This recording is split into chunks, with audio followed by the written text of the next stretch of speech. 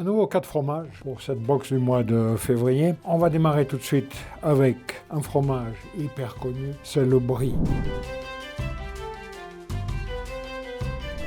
Alors, dès qu'on parle de brie, c'est la région de la Brie, on est à l'est de Paris, mais il y a toutes sortes de brie. Le plus connu, c'est le brie de Meaux. Après vient le brie de Melun, c'est celui-ci. On a le brie de Nangis, on a le brie de Provins. Chaque région a son propre brie. Mais si on se pose la question, dans tous ces bries à la base, indépendamment de l'affinage, quel est celui qui a le plus de caractère?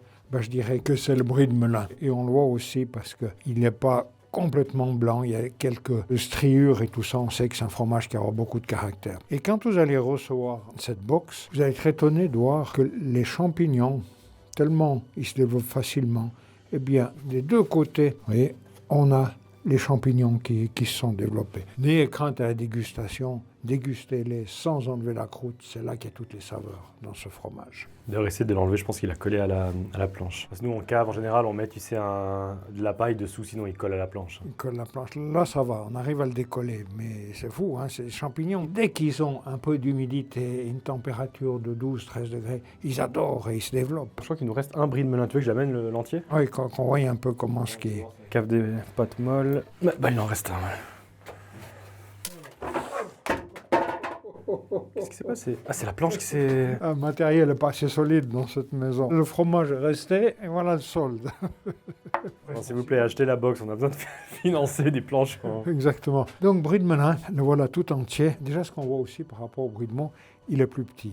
Au nez, on a vraiment le champignon de Paris, c'est le pénicillium qui apporte ça. Ce qui est cool, qu'il soit plus petit, parce que le brie de Meaux, c'est un peu pénible. Le brie de Meaux, on n'arrive pas à le prendre là, il est. Non, voilà. Pour ce premier fromage. Le deuxième, ce fromage en forme de cœur, on est en Poitou-Charentes. On est dans un fromage de chèvre. Forme de cœur, pourquoi? Parce que février, la Saint-Valentin. Alors, ce fromage, il va être utile. Si vous avez oublié la Saint-Valentin, vous allez pouvoir le faire. Puis, si vous avez déjà fêté la Saint-Valentin, mais pourquoi pas faire une deuxième fois avec ce joli petit fromage. Quand vous voyez ce fromage, vous voyez que dessous, qu'est-ce que j'ai? J'ai une feuille de châtaignier. Là, vous allez me dire, feuille de châtaignier, c'est pour faire joli. Et ça, une utilité. Pourquoi c'est une utilité? On va le voir ici. Vous voyez, ce fromage, il a un petit peu séché dessus. Mais vous voyez, dessous, avec la feuille de châtaignier, il y a plus d'humidité qui est restée. Et puis, il y a des saveurs de sous-bois qui vont se développer grâce à cette feuille de châtaignier. Donc, ça, c'est intéressant. Ce fromage de chèvre qui est très lactique. Alors, il y a un autre phénomène qui peut se produire avec ce fromage de chèvre quand elle le reçoit. C'est que peut-être ça va couler dans la boîte. N'ayez pas crainte, c'est que le fromage, il s'affine tranquillement. Et quand il est crémeux comme ça et coulant, vous pouvez même le manger à la cuillère s'il est très coulant. Vous allez pouvoir vous régaler avec ce petit fromage de chèvre. Donc, double Saint-Valentin, ou bien, si vous avez oublié la Saint-Valentin. Pour le troisième fromage, on est en Auvergne. Ce fromage, quand il est entier... C'est le Livaro. Ah, oui. Fromage de brebis qui s'appelle l'Avor. Quand il est entier, il a la forme d'un boulet de canon. C'est amusant. Mais ce qui est particulier dans ce fromage de brebis, c'est sa croûte. Ce qu'on appelle croûte spontanée. On va laisser se développer les champignons sur la croûte. Il n'y a rien qui est prédéterminé. Des fois, c'est des champignons gris. Des fois, c'est des champignons blancs. Peut-être un peu d'une couleur verte. Et chaque champignon va donner un goût particulier au fromage. Donc, dans ce fromage de brebis qui a ta pâte mi-dure, c'est l'affineur qui aura toute son importance parce que ça, en affinant pendant des semaines, qu'on arrivera à favoriser le développement de ces champignons.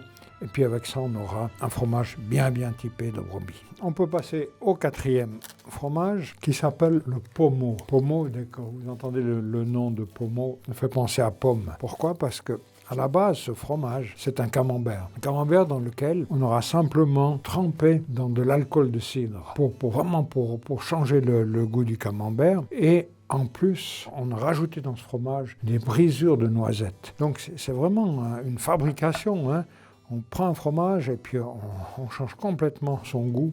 On change sa texture. Avec le camembert, on a le Penicillium camemberti. Il est tellement vorace qu'il arrive, malgré le fait qu'il a été dans le cidre, malgré le fait qu'on a mis des noisettes dessus, il arrive à continuer à se développer. Et même dans la boîte, quand elle reçoit, peut-être que vous allez voir des moisissures à l'extérieur, tellement ce champignon a du plaisir à se développer. Dans le goût, ce qui va être intéressant, c'est que vous aurez l'onctuosité du camembert, vous aurez la force de l'alcool de cidre qui va sortir, et puis vous allez avoir le croquant de la noisette. Donc cette mixture de ces trois choses va vous faire qu'un produit qui est, je dirais qui n'est pas ordinaire et très original. Pour une partie d'entre vous, on va se retrouver en Bourgogne pour ce fromage emblématique de la Bourgogne. Eh bien, c'est les poisses. Qu'est-ce qui caractérise les poisses? Dans sa fabrication déjà, c'est une maturation lente. On met de la présure, on laisse lentement emprésurer. Et puis, ce qui est le plus caractéristique de les poisses, eh bien, c'est qu'il est lavé régulièrement avec du marc de Bourgogne.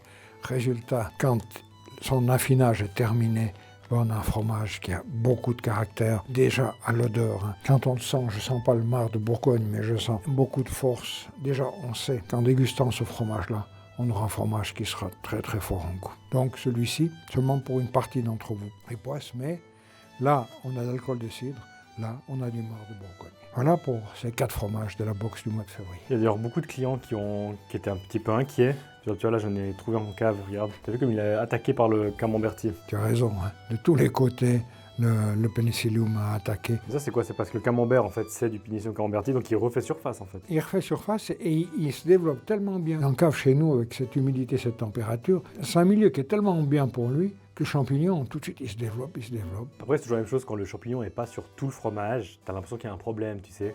Quand ça fait quelques points, ça fait toujours un peu, voilà, mais voilà, c'est normal. C'est la nature, on ne la maîtrise pas. Les champignons, on les laisse se développer. Pour accompagner tous ces fromages, j'ai choisi pour ce mois de février déjà un cépage qui va toujours idéalement avec les fromages, spécialement avec le chèvre, avec le brebis. C'est un païen, mais un païen de la cave de Clémenguet à Chara. On se trouve sur la rive gauche du Rhône où il y a un petit peu moins de soleil, idéal pour élever un cépage tel que le païen, parce qu'on va développer cette acidité, et ce surplus d'acidité qu'on va retrouver dans le païen, il va vraiment bien s'accorder, soit avec le chèvre, soit avec le brebis. Et je le dis toujours, pour ces 2 fromages, c'est très difficile de trouver les accords parce que, par exemple, le chèvre a tellement de caractère qu'il va vraiment écraser le vin. Avec le païen, on arrive à le faire. Donc, en plus de ça, ce païen a été de nombreuses fois primé avec de la 2 millésimes. Vous allez vous régaler avec ce païen de la cave de Clémenguet.